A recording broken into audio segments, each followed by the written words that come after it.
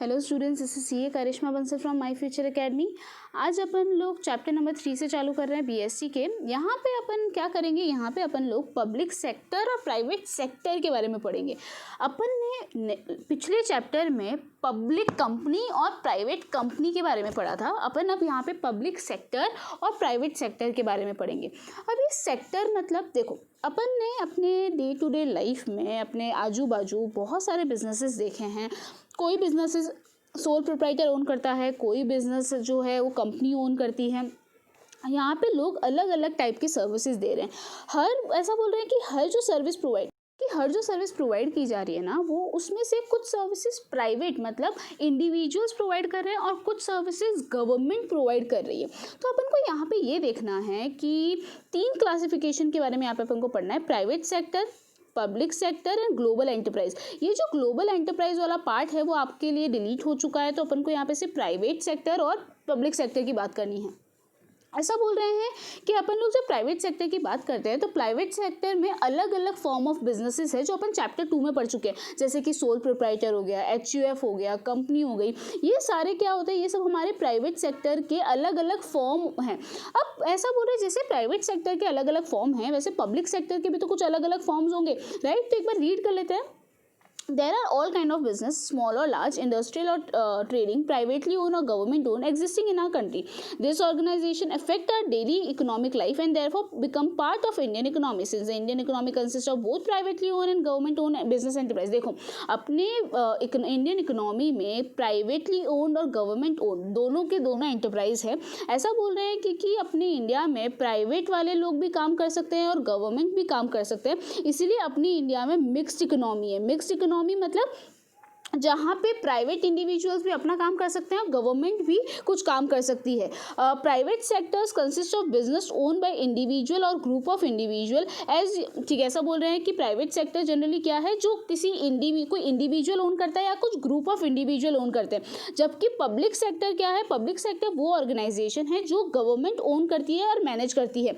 ज़रूरी नहीं है कि पब्लिक सेक्टर पूरी की पूरी गवर्नमेंट ओन करे, पार्टली भी मतलब आधी भी ओन कर सकती है, मतलब 51% शेयर भी ओन करेगी तो भी चलेगा, पर या फिर वो पार्टली ओन करेगी या फिर वो फुल्ली ओन करेगी, पर उसका मैनेजमेंट किसके हाथ में होता है, गवर्नमेंट के हाथ में। तो वो होता है पब्लिक सेक्टर एंटरप्राइजेस।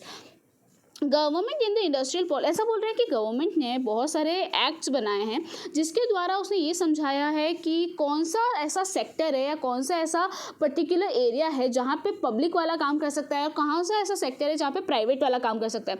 कुछ सेक्टर्स ऐसे हैं जहाँ पे प्राइवेट वाले काम नहीं कर सकते। रेलवेज पूरा का पूरा गवर्नमेंट के कंट्रोल में है। पोस्टल डिपार्टमेंट पूरा का पूरा गवर्नमेंट के कंट्रोल में है।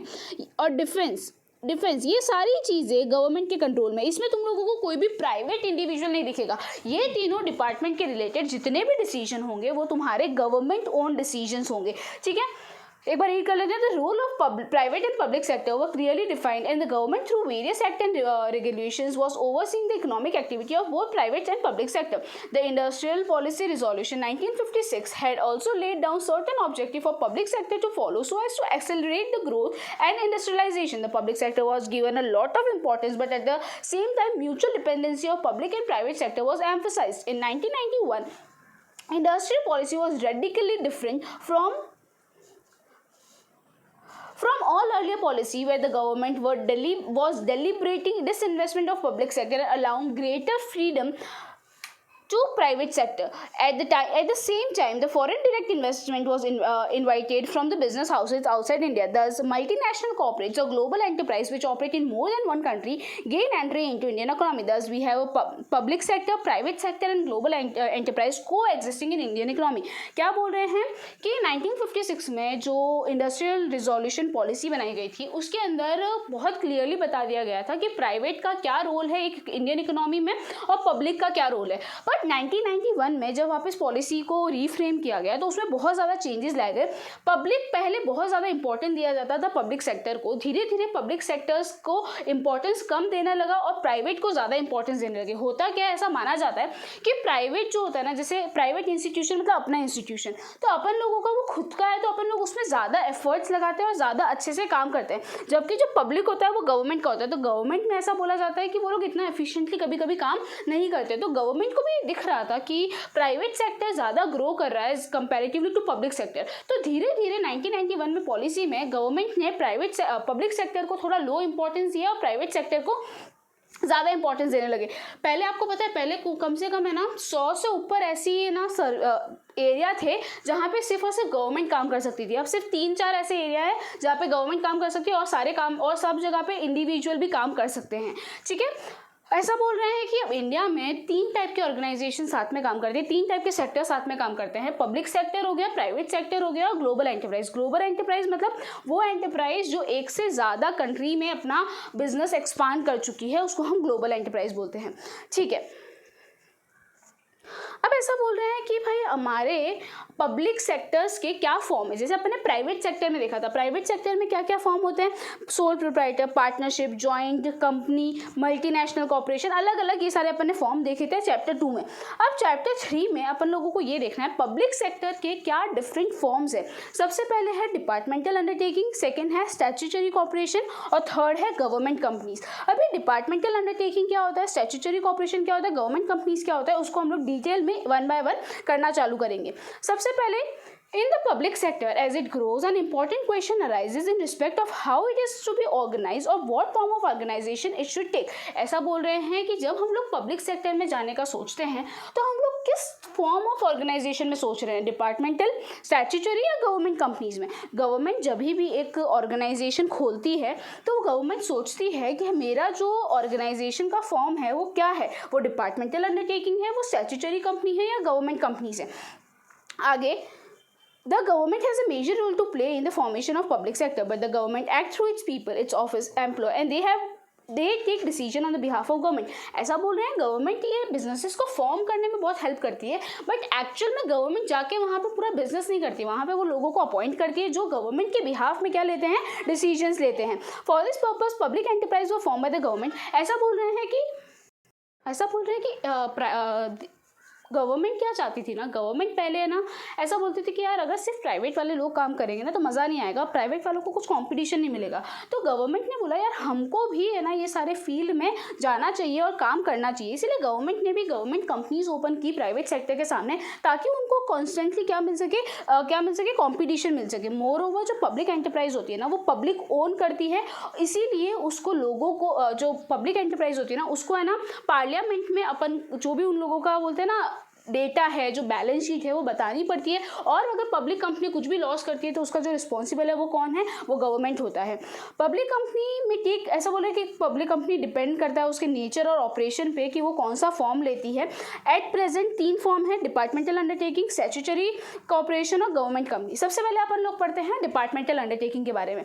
देखो डिपार्टमेंटल अंडरटेकिंग मतलब एक चीज़ समझो, गवर्नमेंट जब बनती है तो गवर्नमेंट में पता है जब मोदी जी आए थे, मोदी जी के साथ बहुत सारे मिनिस्टर्स आए थे, वो 16 मिनिस्टर्स को अलग अलग डिपार्टमेंट्स दिए गए थे। कुछ को रेलवे दिया गया, किसी को एजुकेशन मिनिस्ट्री दी गई, किसी को वाटर रिलेटेड दिया गया, किसी को एग्रीकल्चर रिलेटेड दिया गया। तो ये जो अलग अलग डिपार्टमेंट्स जो गवर्नमेंट के अंडर में आते हैं इसको हम लोग डिपार्टमेंटल अंडरटेकिंग्स बोलते हैं, जिसका कंट्रोल मिनिस्टर्स के हाथ में होता है। जो मोदी के साथ शपथ लिए थे वो सारे डिपार्टमेंटल अंडरटेकिंग में आते हैं। डिपार्टमेंटल अंडरटेकिंग मतलब जिसका पूरा का पूरा कंट्रोल, जो बोलते हैं ना पावर वाली गवर्नमेंट है उसके मिनिस्टर्स के हाथ में है, उसको हम डिपार्टमेंटल अंडरटेकिंग बोलते हैं। देखो this is the oldest and most traditional form of organizing public enterprise. This enterprise are established as department of ministry are considered part of the extension of ministry itself. The government function through this department and activities performed by them are integral part of functioning of the government। ऐसा बोल रहे हैं जो government है वो एक country में किसके थ्रू काम करती है,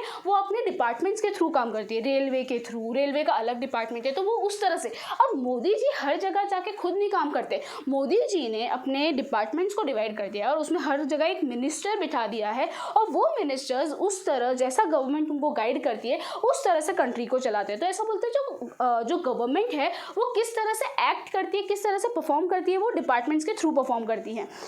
they have not been constituted as autonomous and independent institution. As such, they are not independent legal entities. They act through the officers of the government and its employees are government employees. ऐसा बोल रहे हैं कि ये लोग independent autonomous organisation नहीं है, मतलब इंडिपेंडेंट इंस्टीट्यूशन नहीं है. ये लोग को चलाने के लिए मिनिस्टर्स चाहिए होते हैं और मिनिस्टर्स के अंडर में एम्प्लॉयज़ आते हैं जो उनका काम करते हैं. जैसे कि अब रेलवे है, रेलवे के जो मिनिस्टर है उनके अंडर में बहुत सारे रेलवे डिपार्टमेंट में एम्प्लॉयज़ होंगे जो वो रेलवे का काम कर रहे होंगे. तो वो जो रेलवे के एम्प्लॉयज़ है उसको हम लोग गवर्नमेंट एम्प्लॉयज़ बोलेंगे.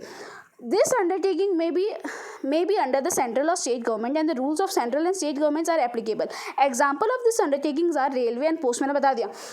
जो इसका जो एग्जाम्पल है वो है रेलवे और पोस्ट और टेलीग्राम डिपार्टमेंट जो अलग अलग मिनिस्टर्स हैंडल करते हैं. फीचर्स में देखो क्या क्या है कि the main characteristics of departmental undertaking are as follow. क्या फीचर्स है डिपार्टमेंटल अंडरटेकिंग के? सबसे पहले जो ये डिपार्टमेंट्स होते हैं ना, रेलवे और ये सब की फंडिंग कहाँ से आती है भाई? गवर्नमेंट का जो पैसा है वहाँ से. तो गवर्नमेंट के ट्रेजर से ही इन लोगों को फंडिंग मिलती है. मोर ओवर ये लोग जो रेवेन्यू कमाते हैं, जैसे रेलवे वाले जो पैसा कमाते हैं वो भी वापस गवर्नमेंट को ही जाता है. तो इसको बनाने के लिए पैसा भी गवर्नमेंट देता है और इसके लिए जो रेवेन्यू आता है वो भी गवर्नमेंट ही लेता है. आगे जो ये ऑर्गेनाइजेशन है ना उनको ऑडिटिंग करवानी पड़ती है और जो हर गवर्नमेंट एक्टिविटीज़ को जो भी ऑडिटिंग का रूल एप्लीकेबल है ना वो तुम्हारे डिपार्टमेंटल अंडरटेकिंग को भी एप्लीकेबल है. ऐसा नहीं कि भाई ये गवर्नमेंट की ऑर्गेनाइजेशन है तो इस पर कोई ऑडिटिंग नहीं होगी. नहीं, इन पे भी वो ऑडिटिंग और अकाउंटिंग कंट्रोल्स एप्लीकेबल है जो दूसरी गवर्नमेंट एक्टिविटीज़ पे एप्लीकेबल है.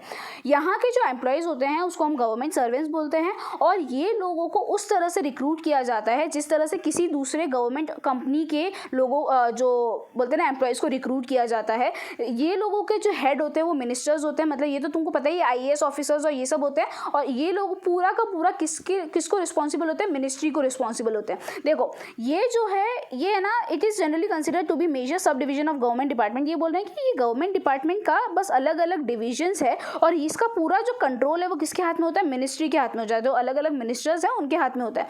ये जो they are accountable to the ministry since that control is direct. ये लोग जो भी काम कर रहे हैं उसके लिए जो ये आंसरेबल है वो किसको है? मिनिस्ट्री को आंसरेबल है. जैसे रेलवे वाले हैं, रेलवे की जो पूरी कंपनी है जो अगर वो लॉस भी करती है प्रॉफिट भी करती है तो उसको जवाब किसको देना है? रेलवे मिनिस्ट्री को देना है. तो वो किसको अकाउंटेबल है? रेलवे मिनिस्ट्री को अकाउंटेबल है. तो देखो इसको बॉक्सेस बना दो ऐसे कि भाई अकाउंटेबल, एक अकाउंटेबिलिटी का पॉइंट कि भाई ये मेजर डिवीजन है और ये पूरा का पूरा कंट्रोल मिनिस्ट्री के हाथ में है. इसके जो हेड होते हैं वो IAS ऑफिसर्स होते हैं. फिर ये लोगों पे भी वो अकाउंटिंग और ऑडिटिंग कंट्रोल्स एप्लीकेबल है जो दूसरी गवर्नमेंट पे एप्लीकेबल है. और इसका फंडिंग गवर्नमेंट देता है और इसका रेवेन्यू भी कौन लेता है? गवर्नमेंट ही लेता है. आगे देखो departmental undertaking have certain advantages which are as follows.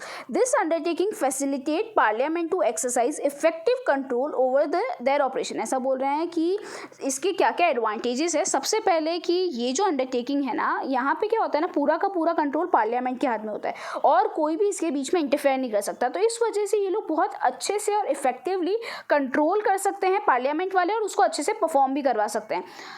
Public जो ये डिपार्टमेंटल अंडरटेकिंग होती है ना वो बहुत ज़्यादा अकाउंटेबल होती है पब्लिक को. अगर रेलवे कुछ लॉस करता है तो उसको अपने जनता को जवाब देना पड़ता है. इस वजह से वो लोग ध्यान रखते हैं कि भाई ये वाला सेक्टर कभी लॉस ना करे. तो दे ensure a high degree of public accountability. यहाँ पे जो रेवेन्यू अर्न होता है वो पूरा का पूरा गवर्नमेंट का इनकम होती है. इस वजह से गवर्नमेंट कहीं ना कहीं से इनकम कमा पाती है.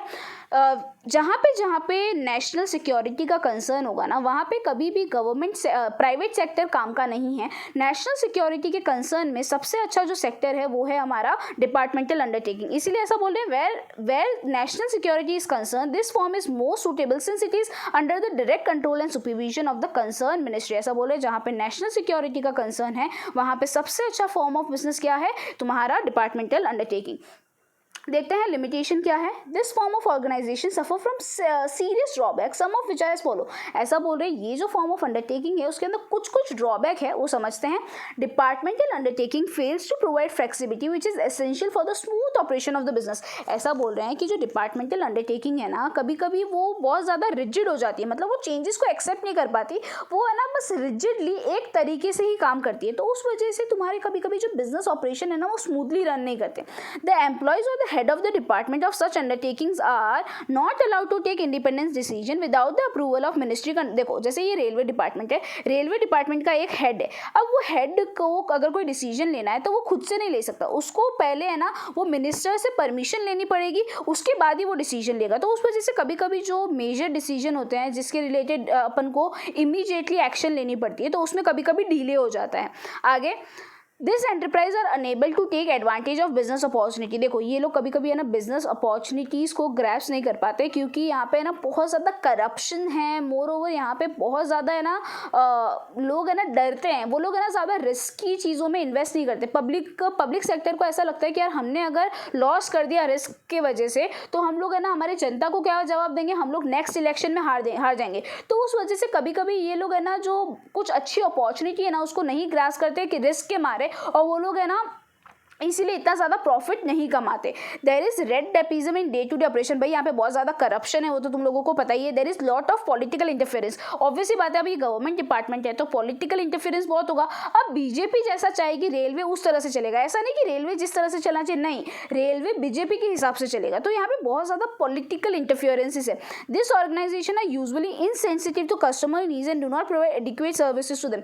ऐसा जनरली बोला जाता है कि जो पब्लिक सेक्टर है ना वो कस्टमर के टूवर्ड्स इतना ज़्यादा सेंसिटिव नहीं है, वो कस्टमर्स की डिमांड को इतनी अच्छे से फुलफिल नहीं कर पाते। They are generally insensitive to customers, और वो लोग है ना उनको एडिक्वेट सर्विस भी कभी कभी नहीं प्रोवाइड कर पाते।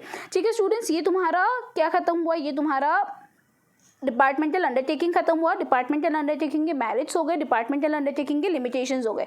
अपन नेक्स्ट वीडियो में स्टैट्यूटरी कॉर्पोरेशन और गवर्नमेंट कंपनी ये दोनों चीज़ें पढ़ेंगे।